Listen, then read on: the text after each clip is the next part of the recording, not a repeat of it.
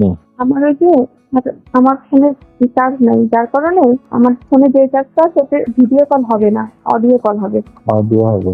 ভিডিওটা আসবে না। তুমি শুধু আমার বেশি প্রশংসা করছো, তোমার করার সুযোগ দেওনি। তুমি অনেক সুন্দর, তোমার এই ফিগার অনেক সুন্দর। ফিগার নিয়েই পড়ে থাকলে আর কিছু আর বলবে না। হ্যাঁ, না, ফিগার অনেক সুন্দর, চেহারা অনেক সুন্দর, এত বড় টল ফিগার। আমি আমার লম্বা মেয়েদের পছন্দ করি। হ্যালো, হ্যালো, শুনছি। তুমি অনেক লম্বা না, তারপরে অনেক ভালো লাগছে। অনেক ভালো লাগছে। এবার হবে। ওগুলো তো ছিল। এবার এনে রাখবেন। হ্যাঁ, হ্যাঁ। আমি যখন যাবো তখন এনে রাখবেন, আর আমরা এবার লং টাইম একটু সময় কাটাবো, যাতে আরো বেশি ভালো লাগবে। আসলে কি আপনি যদি ছিল না, আমারও একটা খুব নার্ভাস হচ্ছিলাম যে যদি কোনো ভুল হয়ে যায়, একটা মানে আমিও মানে যেহেতু কোনো প্রোটেকশন ছিল না, আমি বারে বারে ভাবছি যদি কোনো ভুল হয়ে যায় টেনশন মাথায় কাজ করতেছিল। তো এটা থাকলে আরো বেশি রিল্যাক্সে করতে পারবো। না, তারপরেও তুমি তো আমার সুযোগ দিচ্ছে, বললে যে বাইরে ফেলি। আর সেকেন্ড বারে কিন্তু আমার মোটামুটি হয়েছে। সেকেন্ড বারে, ফার্স্ট বারে হলো তুমি তোমার টেকনিকে নিয়ে নিয়ে, তাই না, হাতে করে। আর সেকেন্ড বারে হয়েছে ওইটা বিছানায় শুনে। আমি না ওই বিছানায় তো আছে, সালারা তো পাল্টাইনি, ওরা বুঝবে কি হবে, বলতেও তো পারছি। হ্যাঁ, আমি এই দিকে সরে আসছি, কোনার দিকে। তো বিছানার সাথে তো পাল্টাও দেয়নি তাদের। কি করলে তো সন্দেহ করতো। হ্যাঁ, সেটাই। এটা একটা বুদ্ধি করবানি, আগে থেকে ফেলে রাখবানি, বলবানি যে চাদর পাল্টায় দাও না কেন, চাদর ডেলি পাল্টাও, এই বলে দিই। আমার না এখন এটা আমি সেটা বুঝতে পারছি, আপনি তো সত্যি অনেক সত্যি আমার মানে ধারণার বাইরে, মানে ধারণা ছিল না আপনি এতটা হট। জানেন একটা মেয়ে হিসেবে আমি খুব প্লিজ। হ্যাঁ, না, তুমি পিছনে আমার ভালো লাগে। আমি ঠিক সন্তুষ্ট, আমার যতটা চাওয়া ছিল তার থেকে বেশি পাইছি। না, ভালো। আমারও টেনশন কিছুটা কাজ করতেছিল যে আমার অনেক বয়স থেকে তুমি আমি পারবো কিনা। আমার এই যন্ত্রটার সাইজও কিন্তু ভালো না, ভালো না। ওরকমই তো হয় ছেলেদের, আমার কেমন বড় ছোট হয় না, ঠিকই তো লাগলো। আমার মতন তো ঠিকই আছে। আমি ভাবছি এরপরে তোমার এই ঘাড়ে তোমার পা দিয়ে। হ্যাঁ, আমাকে ধরতে দেরি আর আমার কাছে যাইতে দেরি হয়নি, আমার এতটা কারেন্টের মতো আমি চলে গেছি আজকে। ও হ্যাঁ, এখানে ঢুকেই তো আমরা ওই যে আগের দিন আলাপ করে নিচ্ছিলাম না, এই জন্য। ঠিক আছে, আমাদের বয়সের ব্যবধান আছে কিন্তু জুটি ভালো। হ্যাঁ, আমার মনে হলো না যে কোনো ব্যবধান আছে। ঠিক আছে, জুটিটা ভালো। হ্যাঁ, কোনো ব্যবধান বলে মনে হলো না। আপনি যে সেক্সি ও অনেক। আমি আপনাকে আমার এখনো মনে হচ্ছে যে কেমন একটা যেন হচ্ছে আমার সমস্ত শরীরের মধ্যে। অনেক মজা, মানে তো মজা তা কি বলবো, মানে অনেক সুপুরুষ। একদম যা ছিল তার থেকে আমার বেশি ধারণা হইতো।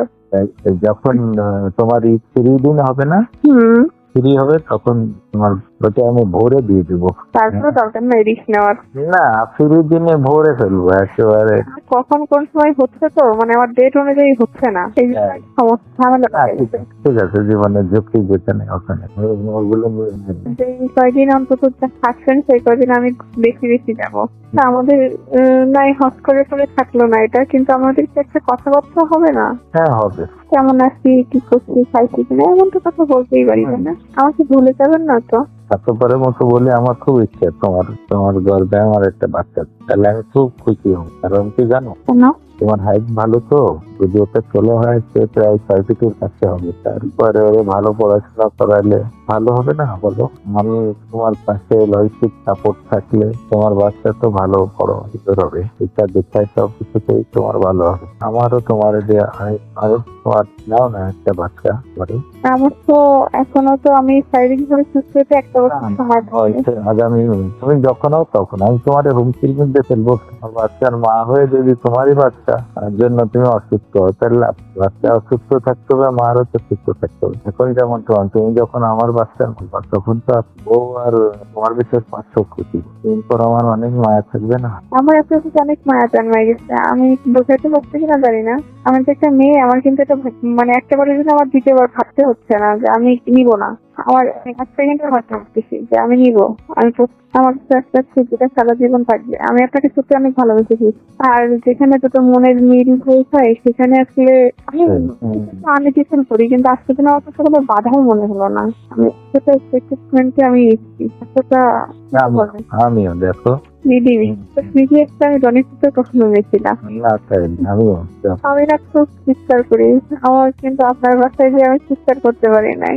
করো, সেটা ওই আগ্রহ বাড়ে, তুমি চিৎকার করলে আগ্রহ বাড়বে। আমি করতে পারিনি, আমার খুব মনে হচ্ছে আমাকে ওটা খাতায় বন্দি করে রাখছে। এই জন্য আমি 100% দিলে আপনি আরো আমার হয়তো আমি 50% দেবেন। বোন ওকে, সকালে কথা হবে। পলাতক শেখ হাসিনা 1 বছর পরও মাটিতে নামলেন না, জনগণের মুখোমুখি হলেন না, তবে আক্রমণ চালিয়ে গেলেন ভার্চুয়ালি। প্রশ্ন উঠছে, এই কি জননেত্রীর দায়িত্বশীলতা? শেখ হাসিনার ভাষণে ছিল একগুচ্ছ হুমকি, পুরনো অভিযোগ আর বিরোধীদের দোষারোপ।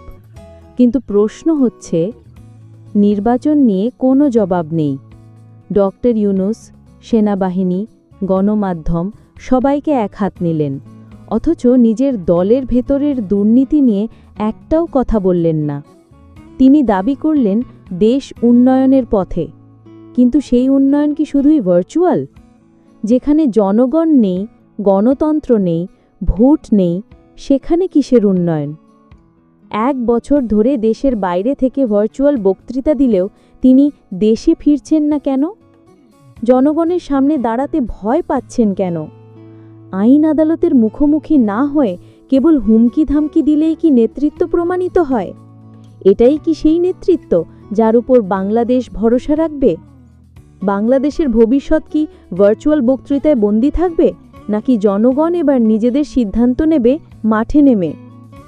আপনার মতে শেখ হাসিনার ভার্চুয়াল বক্তব্য কি বাস্তব রাজনৈতিক দায় এড়ানোর চেষ্টা, নাকি কৌশলগত পাল্টা আক্রমণ?